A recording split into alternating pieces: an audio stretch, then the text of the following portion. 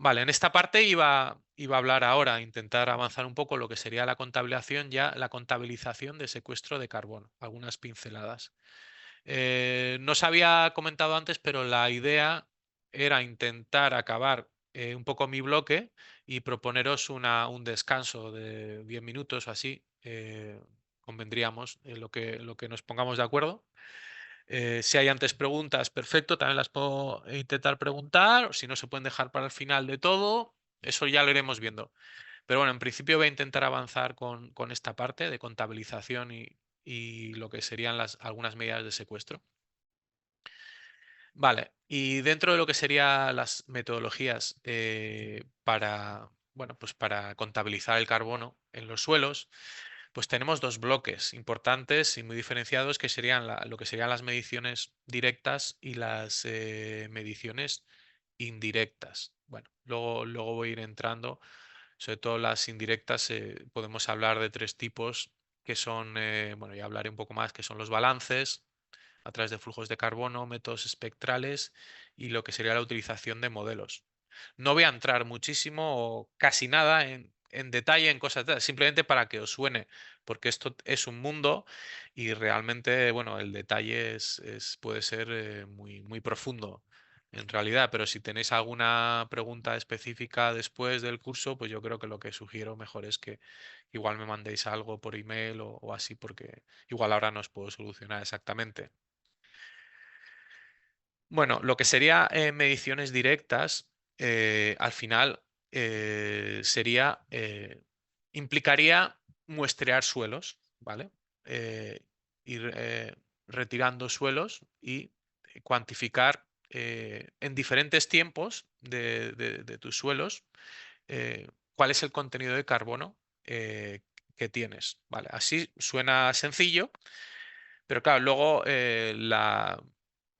suena sencillo y bueno, los parámetros a medir no son muchos, los básicos, se puede también afinar mucho más. Bueno, lo que se suele hacer es, se suele retirar la muestra. Claro, luego os comentaré que la clave también tiene que ver con cuántas muestras tienes que, que retirar de una tierra para que puedas pensar que sea representativo los datos que tienes. Sobre todo es importante esto, pues que tienes que pensar que tienes que hacerlo en son procesos que se dan a largo plazo. En cierta manera, no vas a poder ver nada si le haces, por ejemplo, estos muestreos de mes a mes. No, estas cosas se tienen que hacer igual en un año y luego en los 3 años posteriores se hace otro muestreo, en los 3 años siguientes al sexto año se hace otro. O sea, mm, los cambios se van a ver. Ya no sé si de año en año, que igual se pueden ver a veces, pero desde luego necesitas un periodo de tiempo importante. Sobre todo se suele decir de 2 a 3 años.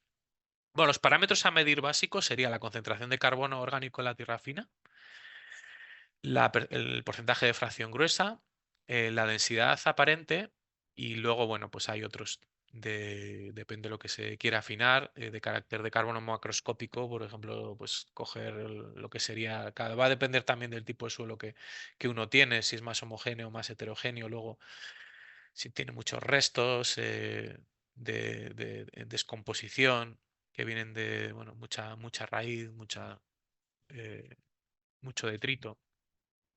El cálculo, por ejemplo, para lo que sería, esto hay que hacerlo para diferentes profundidades, luego también os comentaré. Eh, Se puede hacer a nivel superficial, pero bueno, lo que conviene hacer y lo que se pide hacer siempre es un mínimo de 30 centímetros, pero bueno, para hacerlo bien, en muchas ocasiones igual tienes que ir hasta 1 metro, y hacerlo para diferentes profundidades, porque dependiendo de la práctica de manejo que hayas implementado, pues lo que puede estar sucediendo es que estés incrementando, estás haciendo, o sea, al haber hecho igual cambios en lo que es la estructura del suelo, en los diferentes perfiles, igual lo que estás haciendo es que igual estás acumulando mucha materia orgánica en la superficie, pero has hecho cambios en lo que serían las capas más inferiores y lo que estás haciendo es perdiendo carbono en otras capas que si no las mides, pues igual te estás perdiendo toda la historia, lo que está sucediendo. Bueno, el cálculo de stock, yendo a lo que concreto que he puesto aquí, y esto lo he sacado a ver, lo he sacado directamente de un canal de YouTube que es de un compañero del CSIC, de INIA CSIC de, de Madrid. Y bueno, os dejo aquí se llama Agrónomo de Cabecera y tiene algunas cositas que están muy interesantes y sobre todo en temas de, de carbono en suelos, tiene mucho detalle, bastante detalle y bueno, creo que el que necesite más información, esa es una buena fuente para, para obtenerla y además son gente que si necesitáis preguntar algo también yo creo que va a ser fácil contactarles. Bueno, en este caso, en esta formulita que he puesto, lo que queremos ver es el stock de carbono en un tiempo uno o un tiempo 2. En este caso, en el año uno, por ejemplo, para ver la figura fija de la cantidad de carbono por hectárea que tienes de carbono orgánico. Llamamos el SOC, lo que está, bueno, es unas siglas que vienen del inglés Soil Organic Carbon, carbono orgánico del suelo, básicamente. Algunos en castellano lo pueden poner COS. En toneladas de carbono por hectárea, megagramos toneladas. Vale, pues en principio tienes que tener un contenido de carbono orgánico en la fracción de tierra fina para profundidad y densidad aparente. Hay una corrección que se suele hacer, que es el de la pedregosidad. En algunos suelos será mucho más importante que otros. Pues sí, pues bueno, como su nombre indica, pues sí puede haber más piedrillas y bueno, pues lo que se llama la fracción gruesa en este caso y hay que corregir estos valores. Y bueno, en principio, por hacer un ejemplo, pues bueno, aquí tenía un ejemplo, lo he sacado de ahí, o sea, es que lo he copiado directamente, o sea, no lo tengo que reconocer. Calculan el stock contenido en los primeros 5 centímetros para una densidad aparente de 1,3 megagramos por metro cúbico y un contenido de carbono de 2,1% y la proporción de elementos gruesos que ya hablaban de pedregosidad, pues lo han estimado en un 10%.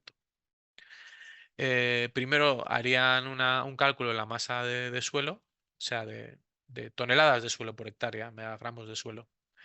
Entonces, a partir de ahí, lo que están haciendo es, bueno, es eh, esta, este grosor que estamos midiendo, que es 0,05 centímetros, lo pasamos todas las mismas unidades, metros.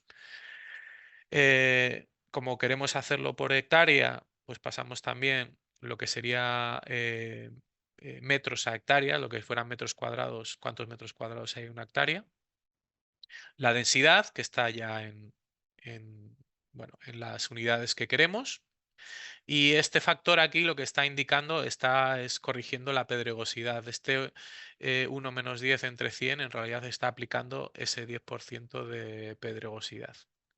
Tiene una explicación en el vídeo, si lo tenéis, si tenéis ese tipo de preguntas, lo explica un poquito más pero vamos, aquí básicamente si tienes un 20% pondrías un 20, pero bueno, ahí explica un poco más los principios de cómo llega ahí.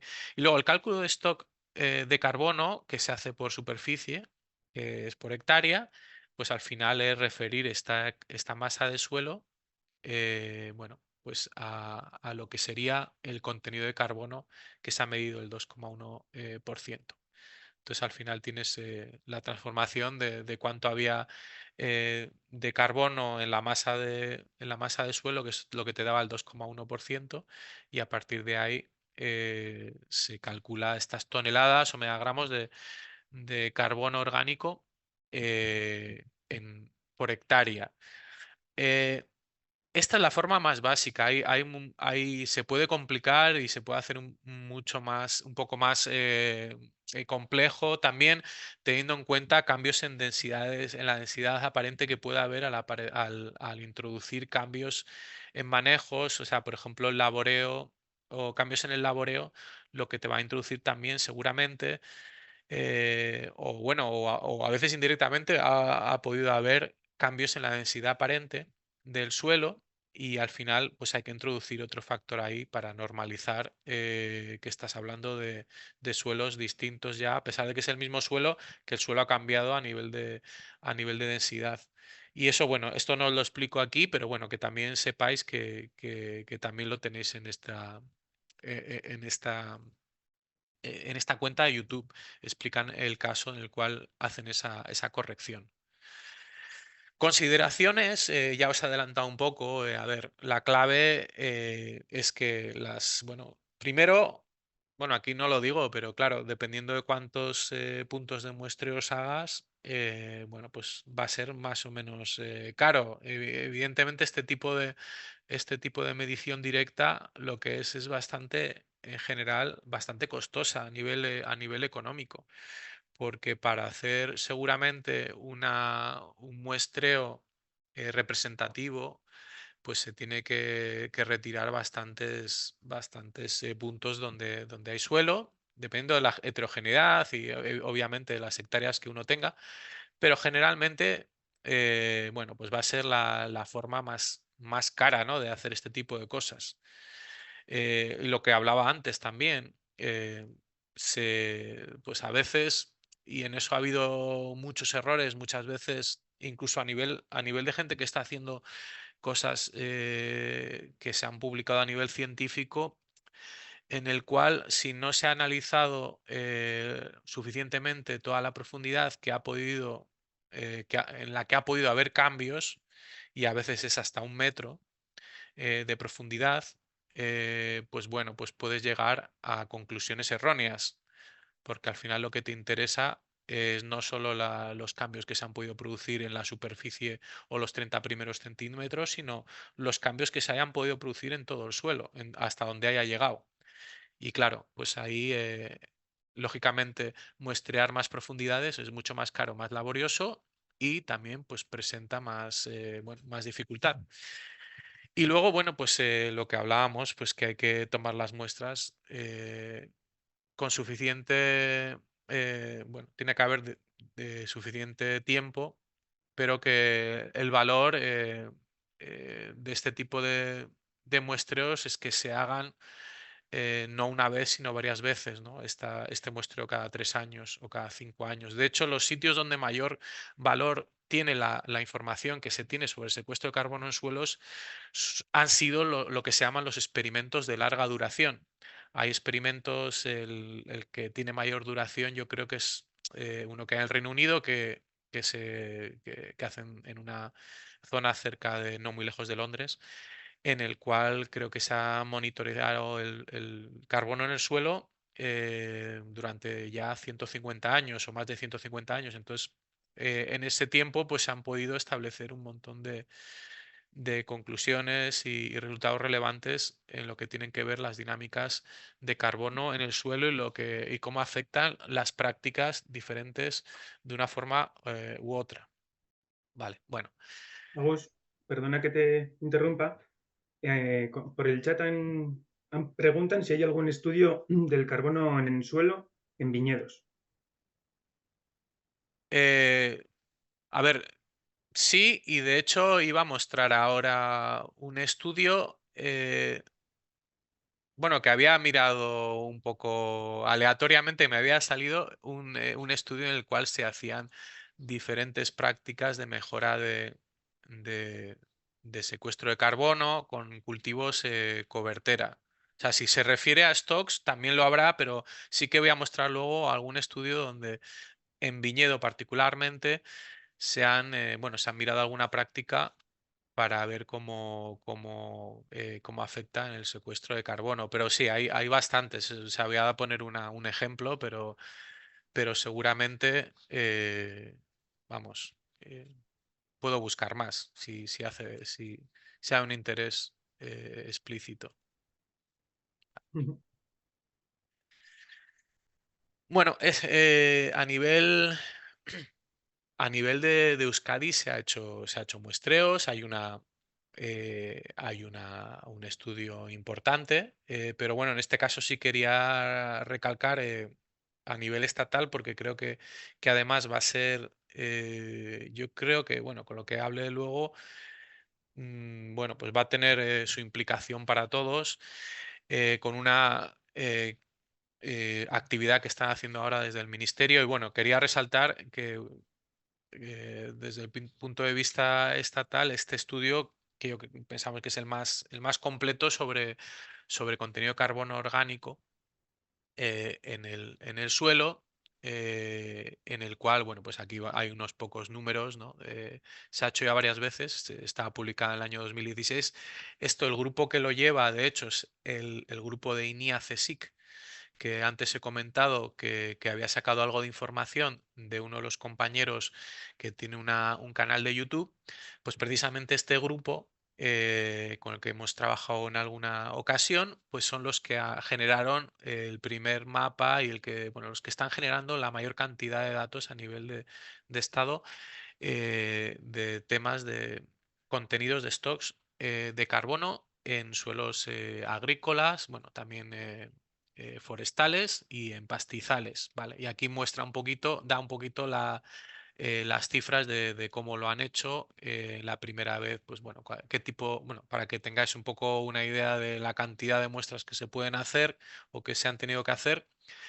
En este caso son más de 4.400, pero bueno, evidentemente tiene que ver con las rejillas o el espacio que han intentado utilizar para, bueno, pues para representatividad mayor o menor, afinidad, afinamiento mayor o menor geoespacialmente. Bueno, tiene eh, está limitado pues a estas rejillas que habla, ¿no? Pues a rejillas, bueno, a superficies que están definiendo pues 16 por 16 en suelos forestales y pastizales y en suelos agrícolas 8 por 8 kilómetros, ¿vale? Entonces, para que veáis un poco cuando se hacen este tipo de estudios también lo que, bueno, la representatividad que tiene, ¿no? Está intentando aglutinar superficies muy extensas. Entonces, bueno, este tipo de información, cuando vas a una parcela determinada, quizás sea muy limitada, porque la heterogeneidad de las parcelas, pues, evidentemente, dentro de 8 kilómetros, pues va a ser mayúscula. Pero bueno, es una forma de contabilizar y sobre todo en este caso yo creo que se utiliza más para esa visión, en este caso más a nivel estatal, a nivel compromisos, a nivel cuantificación que luego tengas que llevar a lo que son los compromisos de Tratado de Kioto o otro tipo de compromisos medioambientales o de cambio climático.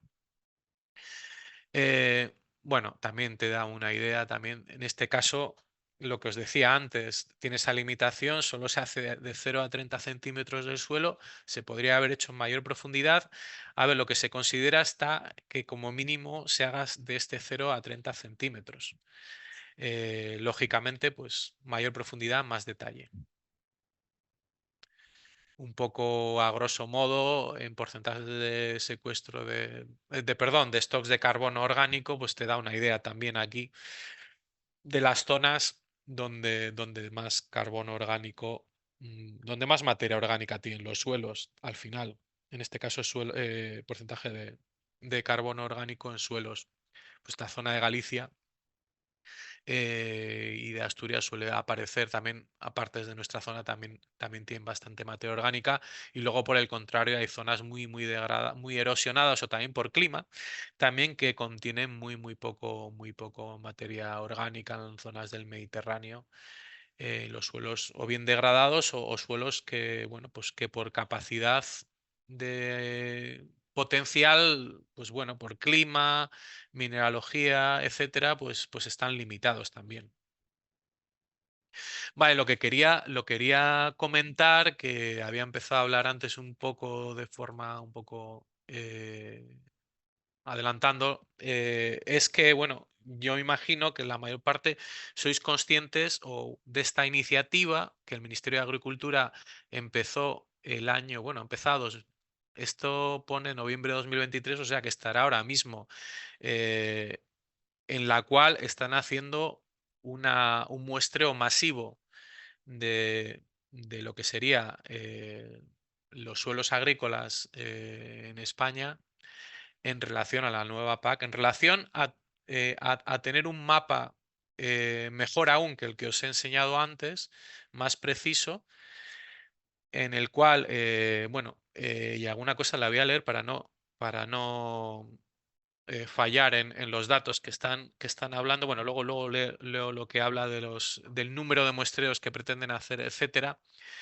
Básicamente, y de hecho es el mismo grupo que os he comentado antes, o sea que no tengo mal el tiro, es bastante acertado, que son uno de los grupos más potentes en el estado, son el grupo este de INIA-CSIC, están coordinando esta parte a nivel técnico, y es que se va a hacer un montón de medidas para volcarlo a nivel parcela en lo que sería eh, eh, esta herramienta que está en esta parte del ministerio que tiene que ver con la encuesta sobre superficies y rendimientos de cultivos. Como parte de esta encuesta se va a volcar también los datos de los muestreos que se hagan para estimar stocks de carbono en muchísimos sitios de cultivos, y yo imagino que también de pastos. ¿Vale? Entonces, el objetivo es evaluar si las no, el objetivo es tener este tipo de información para el año 2024, me imagino, y luego seguir haciendo este tipo de muestreo en los diferentes y consiguientes siguientes años para poder identificar si a través de las ayudas, si se han proporcionado ayudas que tienen que ver en su filosofía, o incluso eh, temas que tengan que ver con carbon farming, bueno, pues si se ha declarado que cierto lugar sí van a poner en marcha unas prácticas para aumentar estos stocks de carbono, pues van a intentar hacer un seguimiento georreferenciado con este tipo de iniciativa, para ver si concretamente en el sitio concreto donde si igual se ha obtenido o se ha aplicado por un ecorégimen o otro que tiene que ver con secuestro de carbono, pues si se ha conseguido, ¿vale? Bueno, es eso, evaluar si las nuevas prácticas agrícolas y ganaderas que se hayan introducido a partir de 2024 contribuyen a mejorar el contenido de carbono en los suelos agrícolas. Y bueno, por leer un poquito lo que pone, bueno, pone que se van a analizar cada 2 años los suelos de 16.000 parcelas agrícolas. Eh, vale, va a estar incluida la información. Primero, pues se va a ir al agricultor, se va a contactar. Esta noticia de noviembre, bueno, tal como estaba redactada, parecía que ya iban a empezar desde noviembre a contactar con agricultores. Entonces, bueno, no sé en el caso del País Vasco si ha sucedido, y si tenéis ya información de que algunos han sido contactados para esto. Y bueno, pues ahí va a haber un total de lo que pone que alrededor de 200 técnicos especialistas en este tipo de toma de muestras, en el que se va a retirar aproximadamente por parcela 1,5 kilos de suelo, y que bueno, que los agricultores, bueno, una contraprestación mínima va a ser, pues bueno, que evidentemente van a recibir los datos específicos de su parcela eh, una vez estén hechos las analíticas, y bueno, se les va a dar. Luego se volcará todos estos datos, me imagino, con otra precisión espacial, en la cual un usuario normal no va a poder acceder a los datos. No lo sé, eso me lo estoy yo un poco adelantando, que la información más fina la tendrá el propio agricultor y el ministerio, eh, pero no la tendrá todo el mundo, entiendo yo, a nivel fino. A igual Inma tiene más información y luego igual los puede complementar. Siguiendo un poco por las mediciones de cómo se pueden cómo se puede contabilizar este secuestro de carbono, pues tenemos también estas mediciones indirectas, que son a través de lo que se llaman balances, y que en este caso, en vez de cuantificar, por eso ahora llamamos indirecto, en vez de cuantificar cómo ha cambiado el stock directamente de carbono, midiendo cuánto carbono tienes en el suelo en un momento u otro, lo que hacemos es medir los flujos de carbono, lo que entra y lo que sale, y a partir de ese balance se establece cuál es la resta, y se asume que la resta, lógicamente, lo que entra y lo que sale, pues es lo que queda en el suelo. Si la resta pues es negativa, bueno, dependiendo cómo pongas una cosa y otra, bueno, ¿me entendéis? Si lo que sale es mayor que lo que entra en carbono, pues habrá una liberación de CO2, y si por el contrario lo que entra es mayor que lo que sale, en esas mediciones, pues habrá un secuestro de carbono en el suelo. Entonces, este tipo de mediciones se suelen hacer con lo que se llaman métodos de Eddy covariance. Bueno, pues son mástiles de este tipo, a ver, son métodos caros, y bueno, pero bueno, y que en cierta manera antes se pensaba que eran bastante más inexactos que lo que sería una medición directa, pero bueno, esto va mejorando, y lo que es los mecanismos con los que se hacen este tipo de mediciones. Y al final, bueno, pues van acercándose a las estimaciones que se pueden dar por métodos directos. ¿Vale? Aquí lo que se va a medir es el intercambio neto del ecosistema, el CO2 que se respira, el CO2 que se fotosintetiza, eh, el CO2 que, si tenemos animales, el CO2 que respira un animal, el CO2 que proviene del suelo, etcétera, etcétera. Entonces, más o menos esta información eh, no se da de año en año, sino se da cada muy poco tiempo, y se van haciendo. Lo que pasa que sí que se tiene que tener esta serie de equipación durante una serie de años, claro. Y al final se va recolectando día a día, o lo que sea, un montonazo de datos, y al final por métodos estadísticos pues también se van estableciendo esos balances.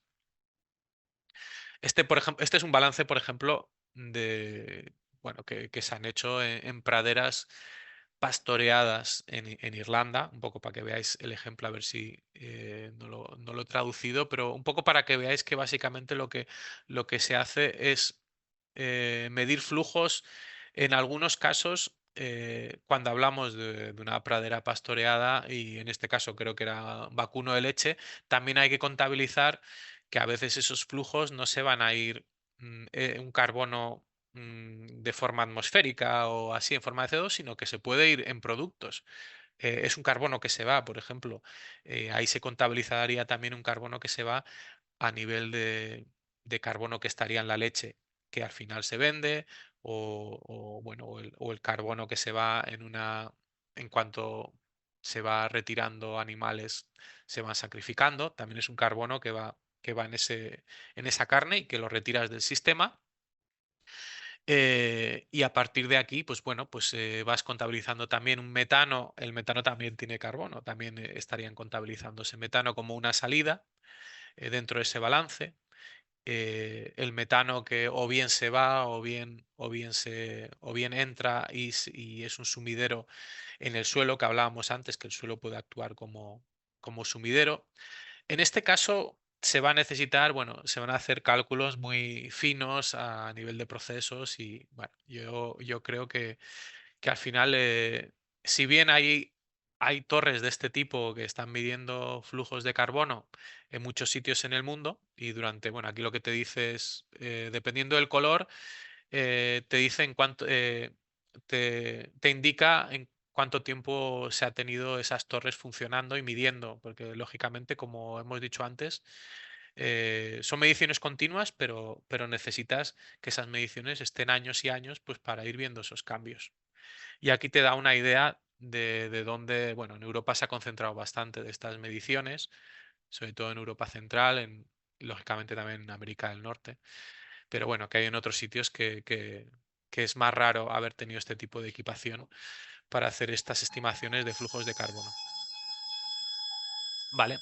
Bueno, luego están los métodos espectrales. Bueno, en este caso, en los cuales son bastante útiles donde hay que analizar muchas muestras.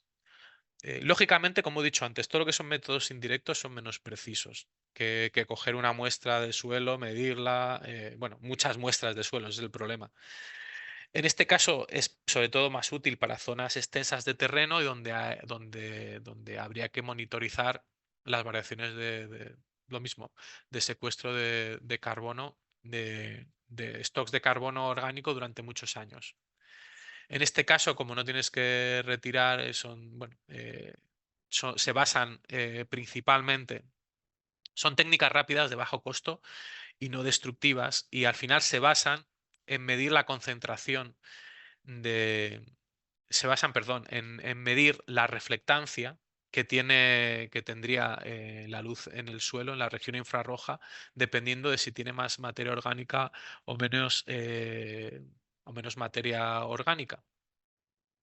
Eh, Al final, dependiendo de si tiene más o menos, va a dar un espectro de absorbancia o reflectancia específico. ¿Vale? Y a partir de ahí te da un detalle que se llama el detalle espectral y bueno, puede tener más o menos detalle.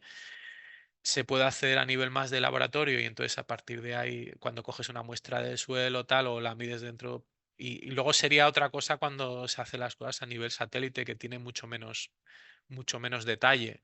Y ahí sí que es verdad que muchas veces la gente pregunta, pues bueno, pues si tienen más o menos utilidad estos, o si se puede hacer a nivel de la información satelital y lógicamente este es uno de los campos en el cual se está avanzando más rápido. Igual a lo que hablábamos hace un par de años que podía ser unas estimaciones muy poco finas, ahora mismo se han mejorado mucho. eh, También va a depender de la zona geográfica donde estemos hablando, allá donde haya más información también, porque al final esta información satelital hay que juntarla bueno, pues con cálculos estadísticos utilizando inteligencia artificial y donde haya más información geoespacialmente es vamos a pensar que va a ser más preciso estas estimaciones, esta utilización de estas técnicas indirectas para ver cambios de stocks de carbono. ¿Vale? Entonces, bueno, eh, esto realmente seguramente corresponde al presente y sobre todo va a corresponder seguramente muy mucho al futuro de cómo vamos a poder reducir los costes y cómo vamos a poder hacer más masivamente este tipo de ejercicios y de una forma más práctica y más disponible casi a tiempo real. Bueno.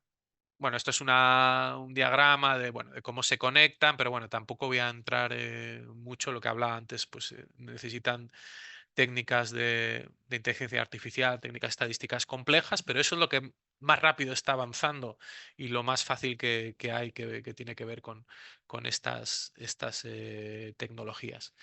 Luego entraríamos en lo que serían los métodos indirectos más, bueno, que a veces se utilizan más, por ejemplo, en academia y que también la complicación que tiene que ver aquí es, primero, es verdad que son más atractivos porque son mucho más baratos.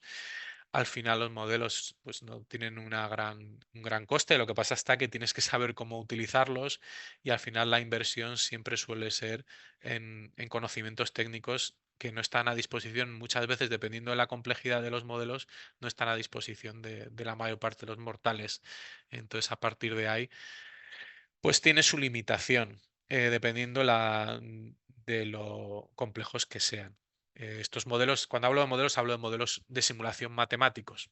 ¿Vale? Siempre van a requerir una información inicial y siempre yo en mi caso que no lo comentaba, pero mi principal área de trabajo realmente no es la medición in situ de emisiones ni cosas así. Yo no trabajo prácticamente en campo. Cuando estuve en Naker trabajé unos años, pero ahora mismo llevo más de 20 años trabajando en desarrollo precisamente de modelos matemáticos y de metodologías.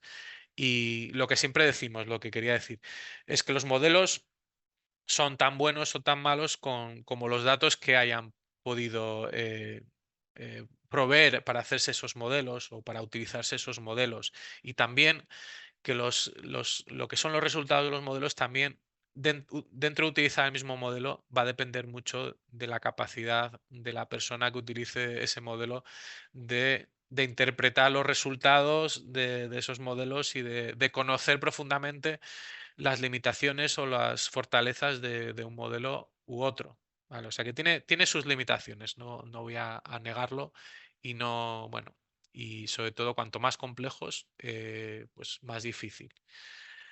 Eh, es verdad que a veces puede tener retos que, bueno, ni tan siquiera los había mencionado, que puede ser de protección de datos de inputs, que igual que a veces podemos pensar que están todos disponibles y no todos están disponibles.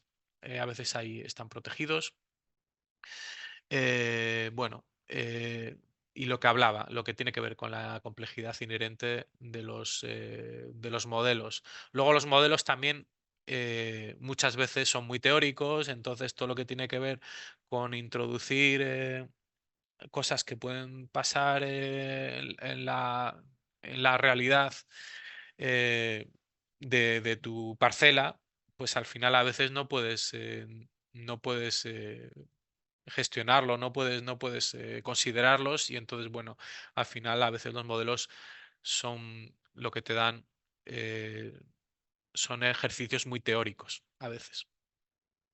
Por dividir un poquito los modelos, tienes unos más empíricos y más simples, como serían los del IPCC, para inventarios y otros basados en procesos y más complejos. Aquí pongo un ejemplo, pero bueno, también creo que no es el curso para hablar de estas cosas, pero que sepáis que existen muchos a nivel académicos, incluso hay uno que se ha puesto dentro de lo que sería las posibilidades para utilizar inventarios, para utilizarlo para inventarios, que es más complejo y que bueno, que se puede incluso bajar en formato Excel, pero también, bueno, es tener una herramienta que si no la entiendes, pues bueno, no te va a servir demasiado. Cuando hablamos de los más sencillos, son los que se suelen utilizar en inventarios nacionales de gases de efecto invernadero. O sea, cuando hablamos de que del estado por ejemplo, España ha habido unos sumideros de carbono X, pues generalmente se han utilizado unas metodologías bastante, dentro de lo que cabe, bastante simples. Se pueden utilizar más complejas, que es lo que se dice, ¿no? Que puede haber diferentes niveles de complejidad para calcular estos sumideros a nivel estatal o emisiones, pero bueno, por defecto, para que todos los países puedan hacerlo, se plantea unas metodologías desde la parte más básica o desde el nivel más básico, que serían factores de emisiones, que en el caso para el suelo, por ejemplo, cambios de carbono orgánico en el suelo, lo que se plantea es que los suelos agrícolas están en lo que llamábamos anteriormente, en alguna de las diapositivas antes, están en estado de equilibrio, a no ser que planteemos una práctica nueva. Y si esa práctica nueva la reflejamos en el inventario y esa práctica tenemos constancia que cambia de una forma positiva a nivel de aumentar en la materia orgánica o de una forma negativa, que lo disminuya, pues hay una serie en la parte más básica de la contabilidad, hay una serie de tablas en las que te plantean, pues dependiendo de la zona climática en donde esté tu práctica. Claro, esto se plantea a nivel mundial, con lo cual pues puede haber la diferenciación entre una zona seca que podría, o semiárida, que podría entrar más una zona que estuviera en el Mediterráneo y una zona húmeda atlántica, pues una zona templada atlántica, pues esa sería la diferenciación. Tendrías diferentes factores de emisión, o sea, tendrías diferentes eh, patrones de secuestro de carbono por hectárea y año, dependiendo de la práctica que hayas introducido. ¿Vale? Bueno, aquí un poco por adelantar, porque si no, no voy a dejar casi a Inma o a preguntas. Bueno, esto tenía que ver con básicamente todo lo que tenga que ver con inventarios, tiene que seguir lo que son las guías de IPCC. IPCC lo comenté antes brevemente, pero es básicamente el cuerpo de las Naciones Unidas que se dedica al estudio de la integración, ¿no? De la ciencia alrededor del cambio climático, y una de las partes tiene que ver con cómo cuantificar a nivel Estado las emisiones y los sumideros de carbono para los diferentes sectores. Entonces hay una parte específica para la agricultura que se considera, el sector agricultura se considera sobre todo a partir de emisiones, lo que tiene que ver con lo que hablaba antes de suelos, de óxido nitroso, o hablamos sector agrícola, agricultura en general, en lo cual hablaríamos también de ganadería, metano. Y por otra parte, los sumideros de carbono que ocurren en agricultura entrarían dentro de lo que llama el IPCC otro sector, que es el de usos de la tierra, ¿vale? Que a pesar de que esté en prácticas agrícolas, entra dentro de usos de la tierra, y en el cual, bueno, pues se puede evaluar, cuantificar cuáles son los secuestros de los sumideros de carbono, dependiendo de prácticas en el suelo o a nivel aéreo. Bueno, dentro de los sumideros habría diferentes categorías de uso de la tierra, pero también me lo voy a pasar porque yo creo que aquí tampoco es tan importante. Eh, bueno, y Agus, modelos, sí, Agus, perdona que te interrumpa. Nada, pronto son las 11:30, entonces haremos el descanso. Vas por eso el es. segundo punto, ¿no? Me parece. Sí, Sí, sí, vas en el acabándolo, siguiente. sí. Vale. Tenemos, bueno, también eso, tenemos un par de preguntas que las hacemos ahora porque creo que van, o sea, van dirigidas Vale, a ti, ¿vale? vale, Entonces te perfecto. leo, por el chat. Si no, lo dejamos para el final, para antes del descanso, pero bueno. A ver, Margarita Arenas dice, sé que el curso está más centrado en suelos, pero ¿conoces de métodos para contabilizar el secuestro de carbono en un cultivo de microalgas? Pues me ha pillado. La verdad que ahora mismo no. mm, Cultivo de microalgas. Así a bote pronto no. Ujú.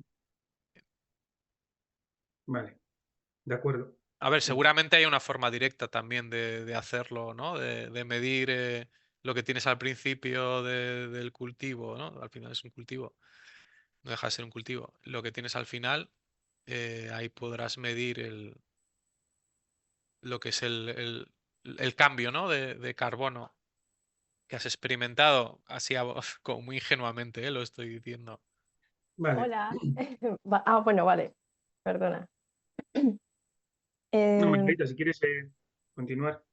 sí, vale, pues era para comentarte un poco. Es que tenemos un proyecto que quiere captar los gases de efecto invernadero que se producen en el proceso de fermentación de la cerveza o del vino, ¿no? Y lo que queremos hacer es inyectarlo directamente a un cultivo de microalgas. Y luego, pues queremos hacer o sea, digamos que contabilizar qué tan efectiva ha sido esa captura de carbono. Entonces, por eso te preguntaba un poco para ver si hay algún método quizá más, o sea, que ya esté como estandarizado o que podamos utilizar para poder hacer esa medición. Pero bueno, muchas gracias. Me pillas que no, ya lo que contestaba, pero seguramente hay algún método, y dependiendo también de cómo lo vais a plantear el experimento. Vale. Vale, vale, muchas gracias. Agus, te voy a hacer otra pregunta que la hacen desde Avere, que es una entidad. En el caso de que realices prácticas de no laboreo, siembra directa o agricultura ecológica, el punto de partida es mayor y por tanto la capacidad de mejora más compleja, ¿no? Eso es, sí. Ujú. A ver, yo creo que en esto entrará más Inma, ¿no? En este tipo de cuestiones. Pero yo siempre, a ver, cuando trabajo bastante en lo que es la ganadería, más que directamente en carbono, y es una de las preguntas, ¿no? Que siempre cuando hablamos de estos temas, o bueno, más que pregunta, reflexión, ¿no? Porque en principio a veces parece que indirectamente se va a premiar es más fácil premiar a alguien que lo ha hecho muy mal durante mucho tiempo, ¿no? Porque tienes más posibilidades de, de mejora. En este caso, en el secuestro de carbono está claro, ¿no? Que haces una medida en el que has estado, si tienes una práctica que has estado degradando tu suelo durante mucho tiempo y de repente haces una práctica que lo mejoras, bueno, pues te está premiando a alguien que en cierta manera está haciendo mal las cosas, que está bien, pero en el caso de que alguien esté haciendo bien las cosas durante mucho tiempo, eh, en este caso no se le va a premiar por incrementar el carbono en el suelo porque va a ser muy difícil. Eso sí, yo creo que se contempla la idea de que esas prácticas per se se puedan valorar, ¿no? Solo no porque secuestren carbono o demás, sino que están manteniendo una materia orgánica en el suelo, unos stocks de carbono. O sea, al final, si es verdad que no se le puede valorar numéricamente por el carbono que vaya a incrementar, porque no lo va a hacer, pero sí que indirectamente, seguramente por otra vía, esas prácticas se tienen que valorar por el valor que tienen y por lo que están manteniendo y por estar haciéndose bien.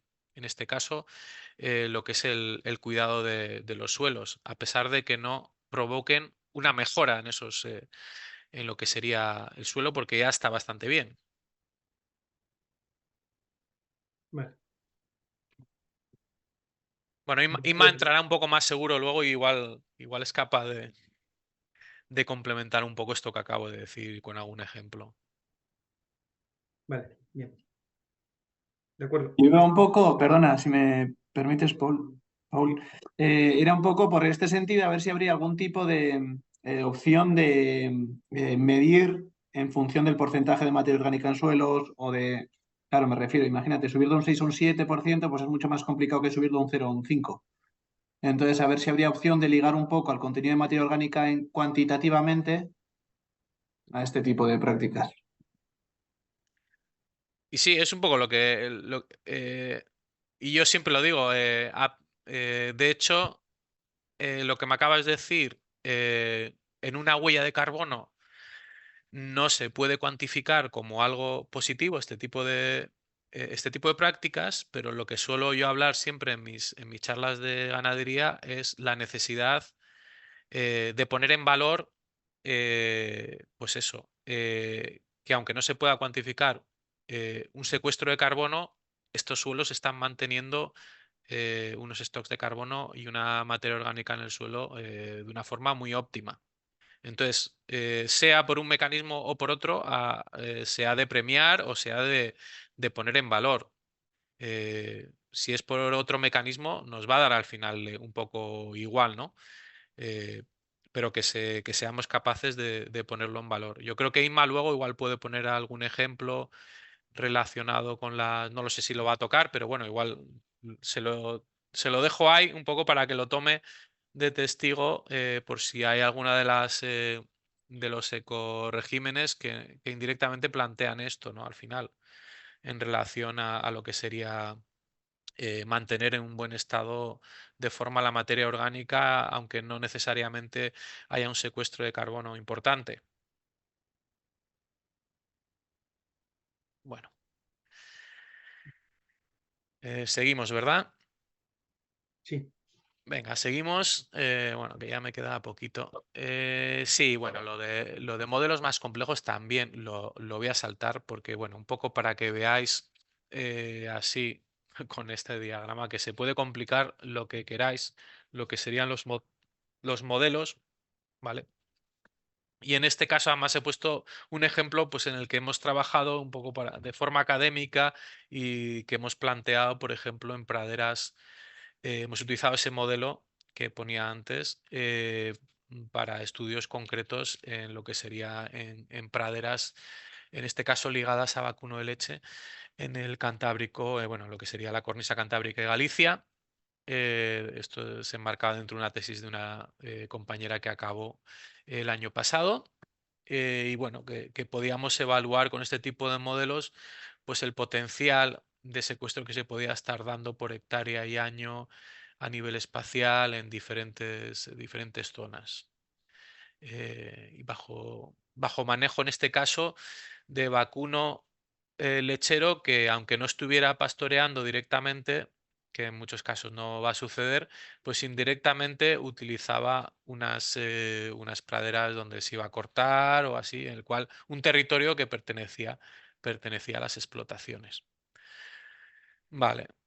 También aquí, bueno, pues también un poco de dónde se traslada a veces en las huellas de carbono, pero tampoco voy a entrar a veces en cómo se puede trasladar, en cuánto se podría compensar de las huellas de carbono si se contabilizara ese secuestro de carbono en algunos casos de la ganadería. Y a esto eran ejemplos que habían pasado a nivel de España en diferentes sistemas, algunos de ellos que de hecho fueron parte del de ovino de leche, fue parte de la tesis de Inmaculada Batalla, que en este caso la hizo Necker, y en el cual planteaba esto, pues una serie de unas cantidades importantes de secuestro de carbono relacionados con, sobre todo con ganadería extensiva del hacha y que se planteaba pues que podría haber unos sumideros importantes de carbono que pudieran ser compensables en lo que fuera la huella de carbono.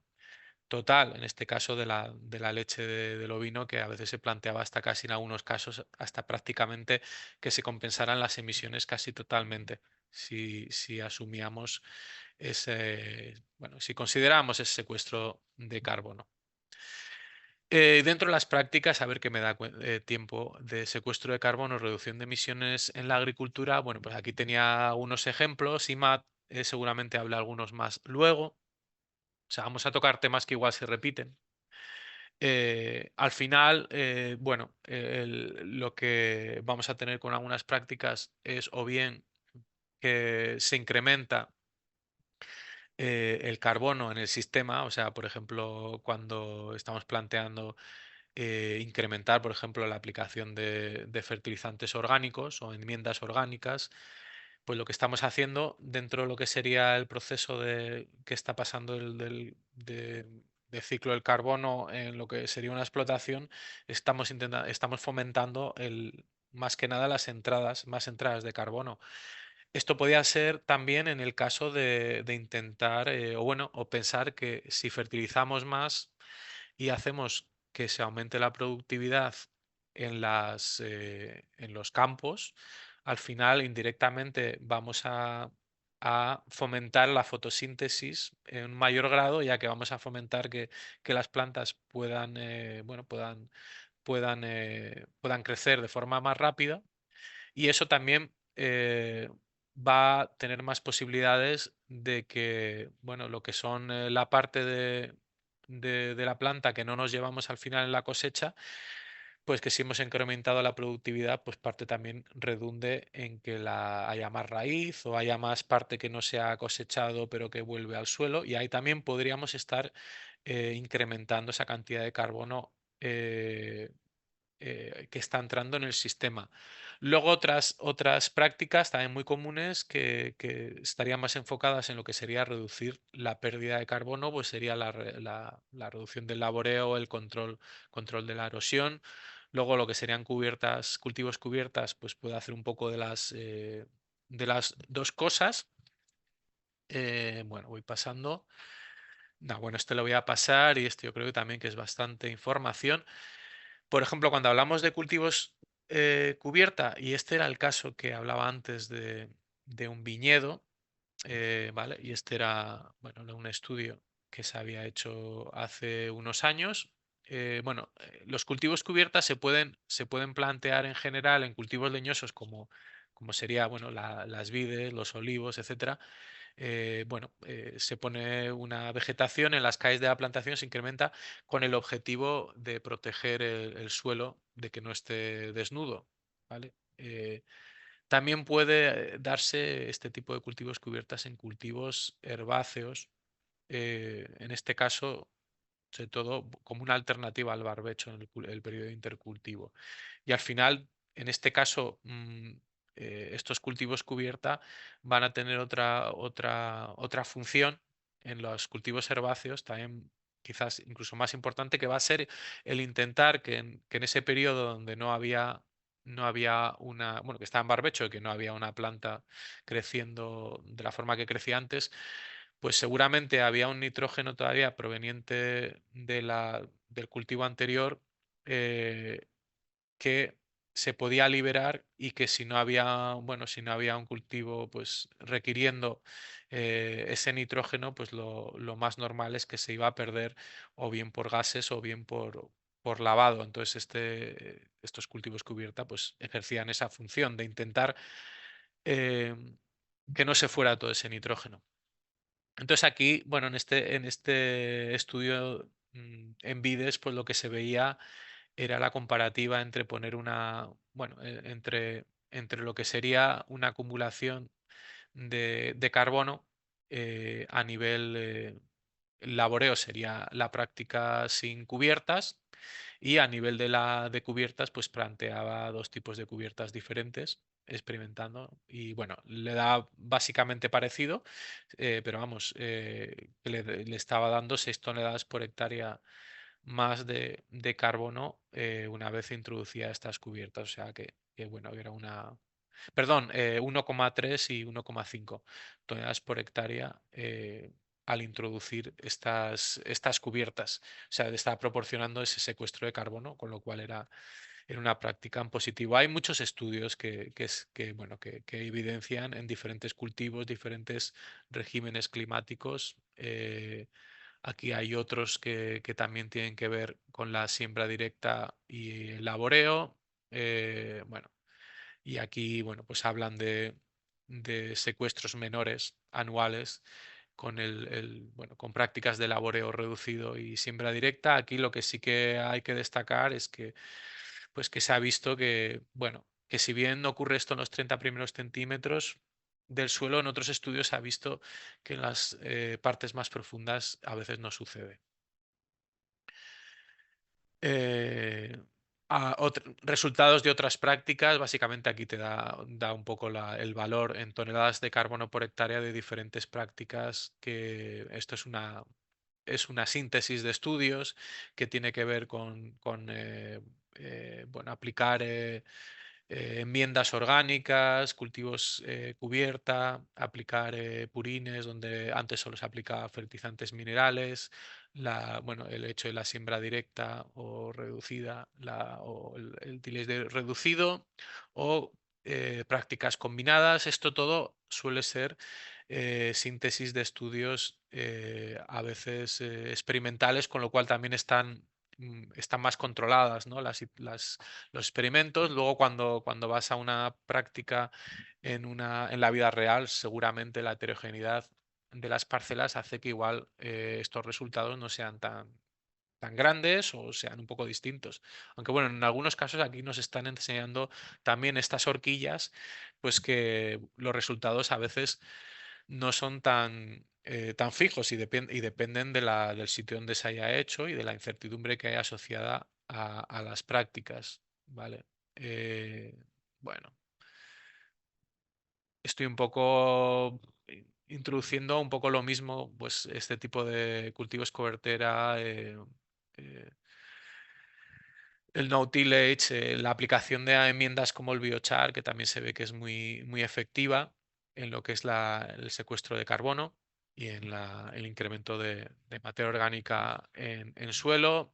También se ha visto como una medida muy importante. A ver, esto se ha visto bastante a nivel mundial. Claro, estamos hablando en praderas. Hay lugares en el mundo que hay praderas muy degradadas. Entonces, lo que hablábamos antes, donde mayor degradación y erosión haya habido en un sistema, pues más posibilidades también hay de mejora. Entonces, bueno, estos son estudios generalmente que te hablan de diferentes manejos que se pueden hacer en praderas a nivel mundial, experimentos que se han hecho, y el nivel de secuestro, pues que llega en algunos casos hasta 3 toneladas de carbono por hectárea. Y aquí, bueno, aquí por ejemplo no han introducido lo que sería el manejo rotacional, que en algunos casos se ha visto también. En este caso hay experimentos a nivel local, a nivel en Neiker-Arcaute. Han visto también que el pastoreo rotacional, pues al menos lo que han visto los primeros años, es que también puede presentar importantes niveles de acumulación de carbono en praderas pastoreadas. Y bueno, a ver, un poco por llegar casi a las últimas dos cositas que quería decir. Bueno, esto ya lo había dicho antes, cualquier medida que se haga para secuestrar carbono tienes que mirar los demás gases y lo que se ha visto, bueno, aquí se muestra es que en diferentes prácticas, aquí se habla de agroforestería, cultivos cubierta, disminución del laboreo o de enmiendas orgánicas, la parte roja es la parte que se ha visto en algunos estudios de secuestro de carbono, o sea, en positivo, pero en algunos estudios lo que también se ha visto es una parte de fomento de incremento de emisiones de óxido nitroso, que ahí está en azul, ¿vale?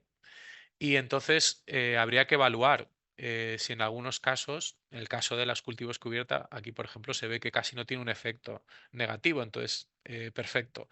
Pero en algunos otros casos, o incluso cuando pones aquí enmiendas orgánicas, pero algunos otros casos como la reducción del laboreo, pues hay estudios que han visto que las emisiones de contrapartida de óxido nitroso son importantes, entonces hay que ver el balance entre unas emisiones y las otras y normalizarlo todo en CO2 equivalentes, o sea, el poder de calentamiento de entre lo que sale de más de óxido nitroso y lo que has podido secuestrar de carbono. Y esta última, bueno, era bastante interesante. Hablaba de cuatro, bueno, aquí lo teníais, era un brief que había sacado desde el EJP Suelos a nivel de la Unión Europea y que intentaba hacer pedagogía de eh, diferentes terminologías que os vais a encontrar o que nos vamos a encontrar y que no significan lo mismo. Lo que habla aquí, por ejemplo, mitigación de pérdidas de carbono en suelo no es lo mismo que mitigación de cambio climático, secuestro de carbono e emisiones negativas de carbono. Un poco para diferenciar las cuatro. A ver, en principio, la mitigación de pérdidas de carbono en el suelo quiere decir que en suelos donde ya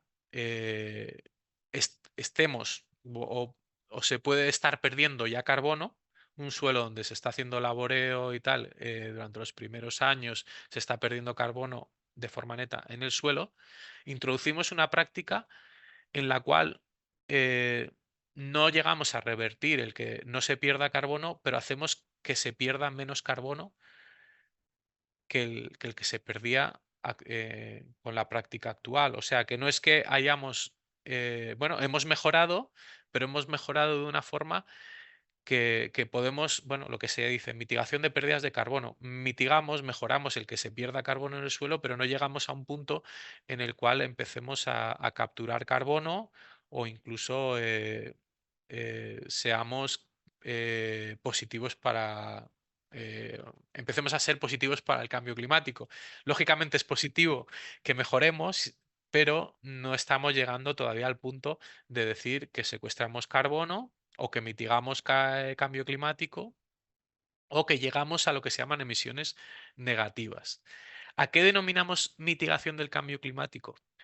Denominamos mitigación, en este caso el cambio climático, cuando al introducir una práctica reducimos el impacto climático neto. Vale, ¿cómo lo interpretaría? Eh, Tendríamos menos emisiones netas contabilizando lo que hemos puesto antes, por ejemplo. Si tenemos, bueno, y en este caso tenemos varias, en este caso lo que están mostrando son ejemplos, ¿no?, de prácticas.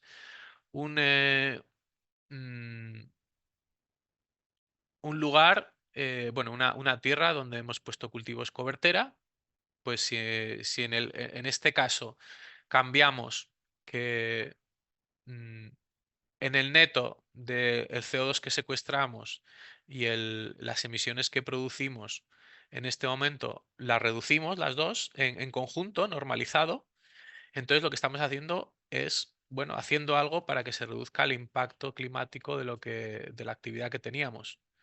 No llega puede que no estemos secuestrando carbono, puede que no estemos aún secuestrando carbono porque todavía liberamos CO2, puede que todavía no seamos climáticamente neutros, o sea que sigamos siendo una actividad que genera emisiones netas.